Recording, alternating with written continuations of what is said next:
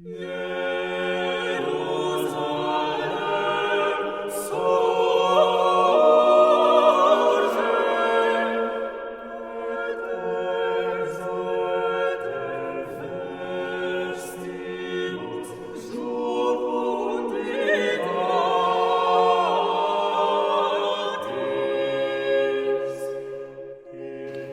dear friends, and welcome to the Early Music Podcast. My name is Darina Ablogina, and this season holds something truly extraordinary as we dive into the heart of the Early Music Summit.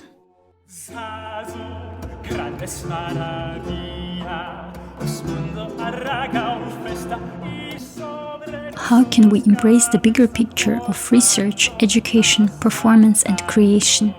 How will we redefine our field in a more open, inclusive, and balanced world? Join us in shaping the future of the early music scene with the Early Music Summit.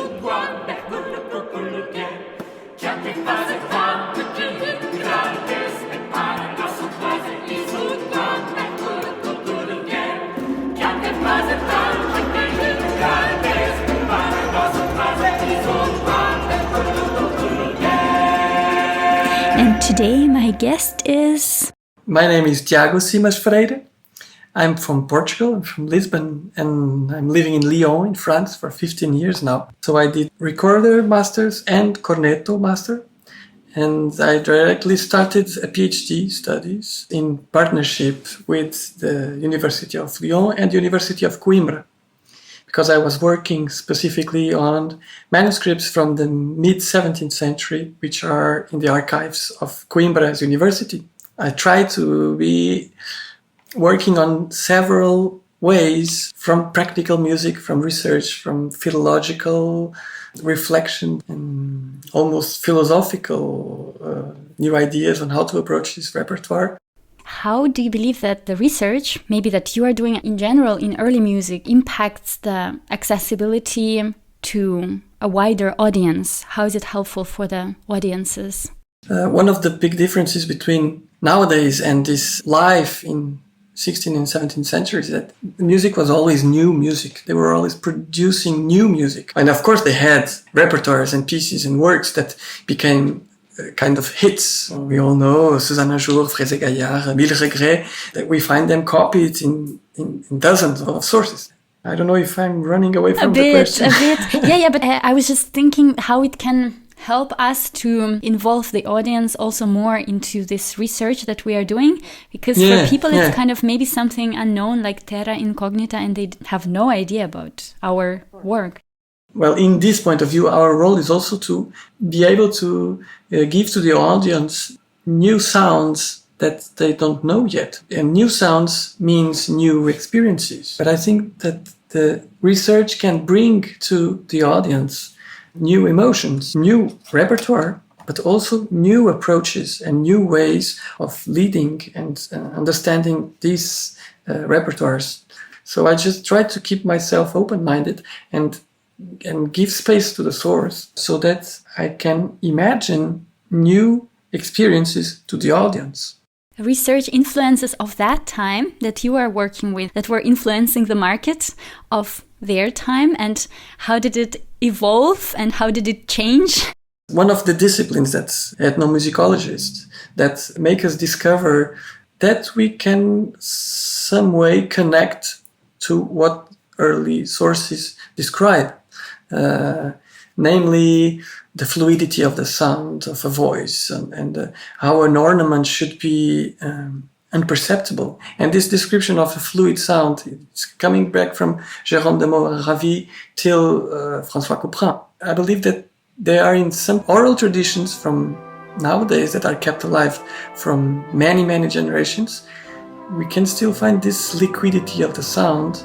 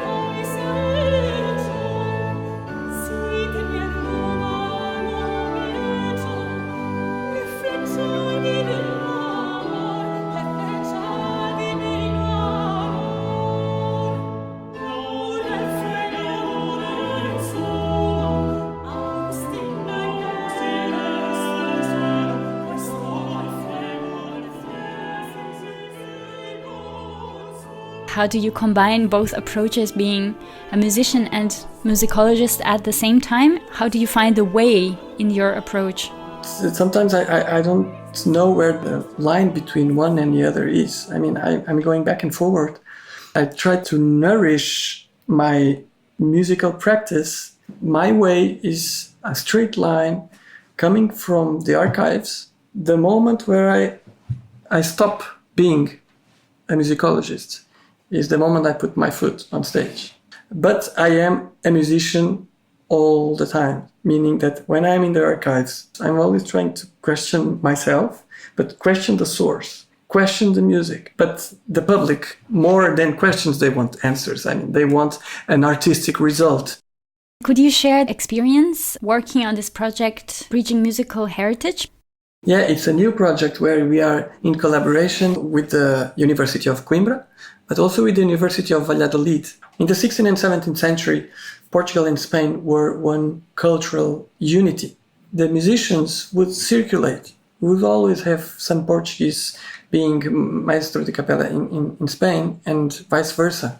Bridging Musical Heritage project is the occasion to come together and speak together with some Spanish colleagues so that we try to question ourselves together with them. So there's my ensemble, Capella Sancta Crucis, which is established in Lyon.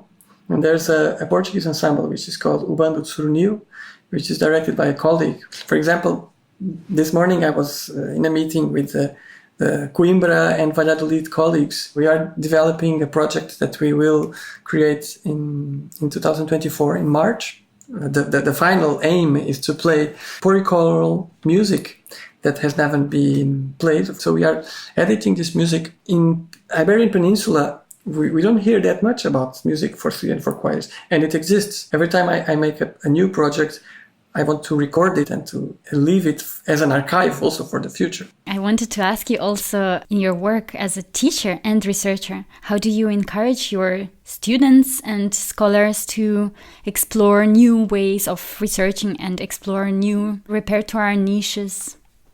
I always try to invite my students to question themselves and even question their teachers, which I include myself. We will never know how it sounded, so we will never be sure of what we are doing. If, for instance, I would love to create a concert program, where does my research start? How do I shape my ideas? You have to know the catalogs. You have to choose a period and a geographical region. You have to go to the archives and try to find new things, new music. So I have especially Paulo Estudante and José Abreu in Coimbra, who are most of the time guiding me. And then you have to spend time in the archives because you have to transcribe the music yourself. Or you just read from the sources, of course. But since part of my work is also that a larger public can reach the repertoire, we have to give them tools so that they can have access. And afterwards, to create the program, and since I'm working specifically on an ecclesiastical institution, I'm working on the Monastery of the Holy Cross, I try in the programs to be close to the liturgical structure. And you were always alternating polyphony, plain chant, polyphony in Latin, polyphony in vernacular, a polyphony at 4 voices, polyphony 8 verses. Is amazing in the end. And it's what is making the audience always concentrated. Yeah, it's a very practical idea, actually, and it's a kind of a modular system in a way where you can alternate things. It's a very fruitful approach. Maybe the last question, what challenges and opportunities do you foresee in the coming years for research innovations to continue impacting the early music market? One of the difficulties, the resistance from our colleagues, but also the public. So when we try to propose different visions, there's always resistance. But I would say mainly from colleagues. The public, I think it's more open to discover new experiences. And if we have some sort of preconceived ideas and preconceived answers just because of what we have heard till now, or just because of what we are used to, we will not discover anything else.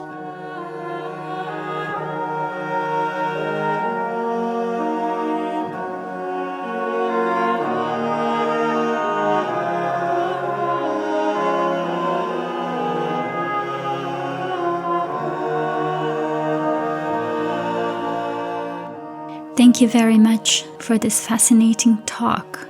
This podcast series is a prelude to the Early Music Summit that will take place at Beaux-Arts and Concertgebouw Bruges from November the 30th to December the 3rd of 2023. Stay tuned for our upcoming episodes. In our next interview, we are going to talk about recording, its past and future. Don't miss out on the exciting discussions and discoveries that are ahead.